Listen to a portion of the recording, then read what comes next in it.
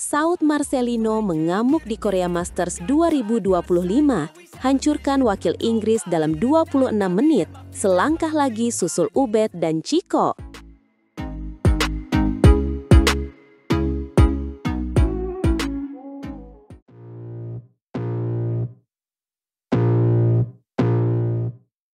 Halo para pecinta bulu tangkis, kembali lagi bersama kami di kanal berita olahraga terpanas. Hari ini, kita punya kabar gembira dari ajang Korea Masters 2025.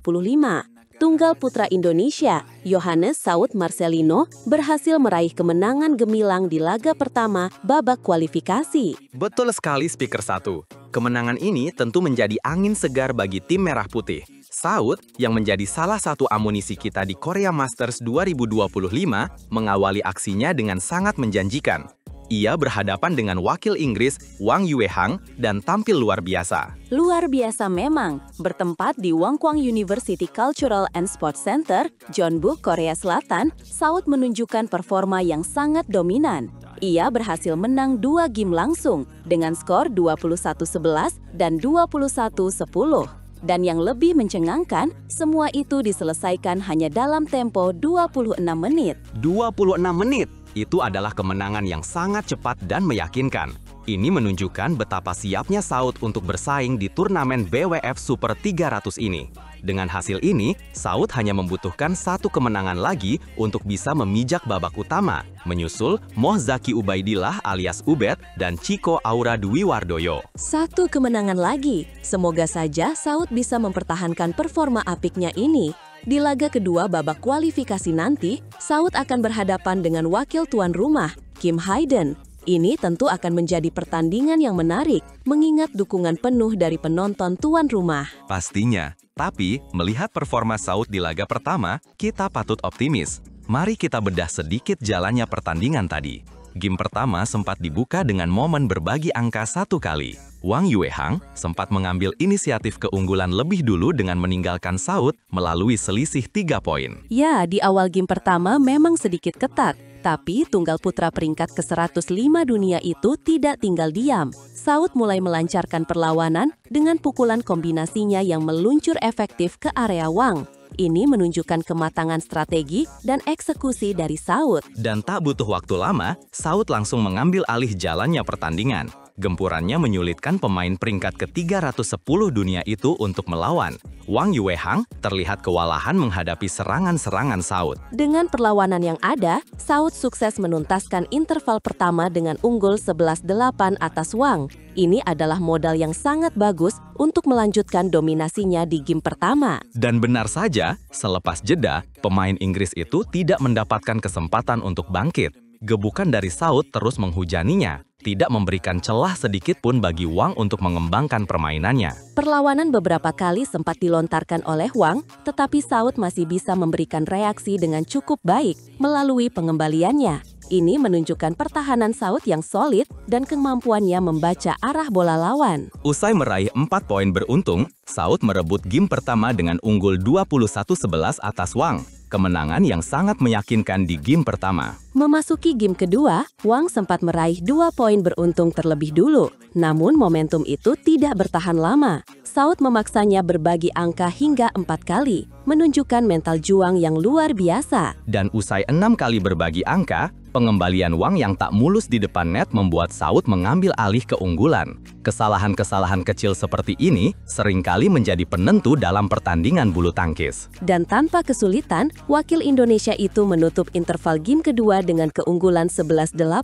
Lagi-lagi, Saud menunjukkan dominasinya di paruh pertama game. Selepas jeda, tekanan dari Saud belum surut. Wang belum mampu lepas dari kesalahan-kesalahan sendiri. Ini menunjukkan bahwa Saud berhasil menjaga konsistensi permainannya dan terus menekar lawan. Pertahanan yang baik dari Wang sempat menghadirkan rally panjang sebelum drop shot dari Saud gagal ditangkis dengan sempurna. Meskipun Wang mencoba bertahan, Saud selalu punya cara untuk menembus pertahanannya. Dan tak butuh waktu lama, Saud merebut game pertama dengan unggul 21-11 atas Wang. kemenangan yang sangat meyakinkan di game pertama. Memasuki game kedua, Wang sempat meraih 2 poin beruntung terlebih dulu. Namun momentum itu tidak bertahan lama. Saud memaksanya berbagi angka hingga 4 kali, menunjukkan mental juang yang luar biasa. Dan usai 6 kali berbagi angka, pengembalian Wang yang tak mulus di depan net membuat Saud mengambil alih keunggulan. Kesalahan-kesalahan kecil seperti ini seringkali menjadi penentu dalam pertandingan bulu tangkis. Tanpa kesulitan, wakil Indonesia itu menutup interval game kedua dengan keunggulan 11-8. Lagi-lagi, Saud menunjukkan dominasinya di paruh pertama game. Selepas jeda, tekanan dari Saud belum surut.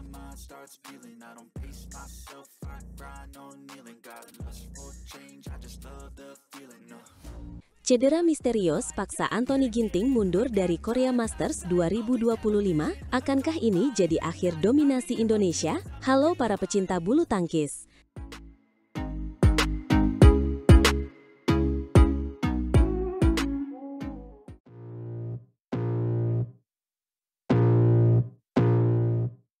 Kembali lagi bersama kami di kanal Berita Olahraga Terpanas. Hari ini, kita dikejutkan dengan kabar yang kurang mengenangkan dari dunia bulu tangkis Indonesia. Salah satu andalan kita, Anthony Sinisuka Ginting, dipastikan batal tampil di ajang Korea Masters 2025. Betul sekali Speaker 1. Kabar ini tentu saja mengejutkan banyak pihak, mengingat Ginting adalah salah satu pemain tunggal putra terbaik yang kita miliki. Mundurnya Ginting dari turnamen BWF Super 300 ini tentu menimbulkan banyak pertanyaan. Apa sebenarnya yang terjadi? Dan bagaimana dampaknya bagi tim Indonesia di Korea Masters? Nah, itu dia yang akan kita bahas tuntas. Menurut keterangan resmi dari PBSI, melalui asisten pelatih tunggal putra, Heri Hartono, alasan utama mundurnya Ginting adalah karena cedera pinggang bagian bawah. Ini bukan cedera biasa Speaker 2, karena kabarnya cedera ini muncul setelah French Open 2025. French Open 2025 itu berarti cedera ini sudah cukup lama menghantuinya ya. Dan baru sekarang kita mendengar kabar mundurnya.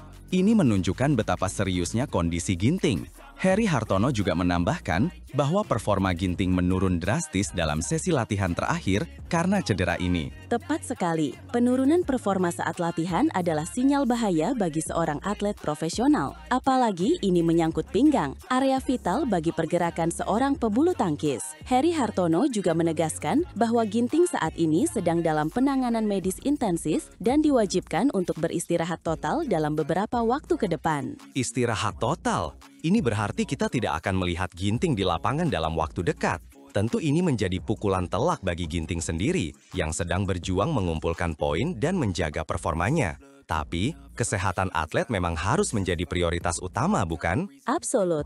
Kesehatan adalah segalanya. Memaksakan diri bermain dengan cedera hanya akan memperparah kondisi dan berpotensi mengakhiri karir lebih cepat. Keputusan PBSI untuk menarik Ginting dari Korea Masters 2025 adalah langkah yang bijak, meskipun pahit. Bicara soal dampak, dengan mundurnya Ginting, Indonesia kini hanya akan menurunkan 10 wakil di Korea Masters 2025. Dari 5 sektor pertandingan, ini tentu mengurangi kekuatan tim kita secara keseluruhan. 10 wakil, itu angka yang cukup signifikan penurunannya. Meskipun kita punya banyak talenta, kehilangan Ginting di sektor tunggal putra tentu akan sangat terasa. Siapa yang akan mengisi kekosongan yang ditinggalkan Ginting, dan mampukah wakil-wakil kita yang lain tetap berprestasi maksimal? Ini akan menjadi tantangan besar bagi tim Indonesia. Para pemain yang tersisa harus bisa menunjukkan performa terbaik mereka dan membuktikan bahwa mereka mampu bersaing di level internasional tanpa kehadiran Ginting.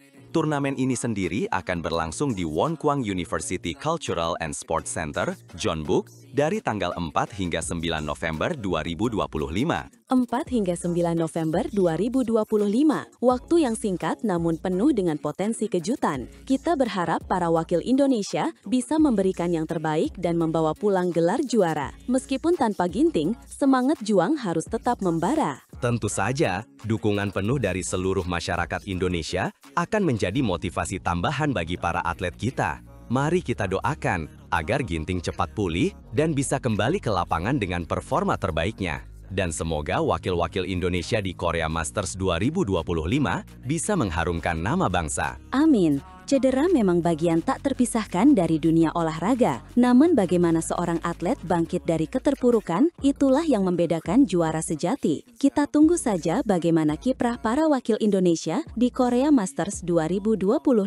Dan kita juga berharap agar PBSI bisa terus memantau kondisi Ginting dan memberikan penanganan terbaik agar ia bisa segera kembali beraksi. Ini adalah momen krusial bagi Ginting untuk fokus pada pemulihan. Setuju, pemulihan yang optimal akan memastikan Ginting kembali lebih kuat. Jangan sampai cedera ini menjadi penghalang bagi karir gemilangnya. Kita semua menantikan kembalinya Ginting di lapangan. Jadi, meskipun ada kabar kurang mengenangkan ini, kita tetap harus optimis dan memberikan dukungan penuh kepada tim bulu tangkis Indonesia. Korea Masters 2025 akan tetap menjadi ajang yang menarik untuk disaksikan. Pastinya, jangan lewatkan setiap pertandingan dan terus dukung atlet-atlet kebanggaan kita. Terima kasih sudah menyaksikan, sampai jumpa di berita olahraga selanjutnya.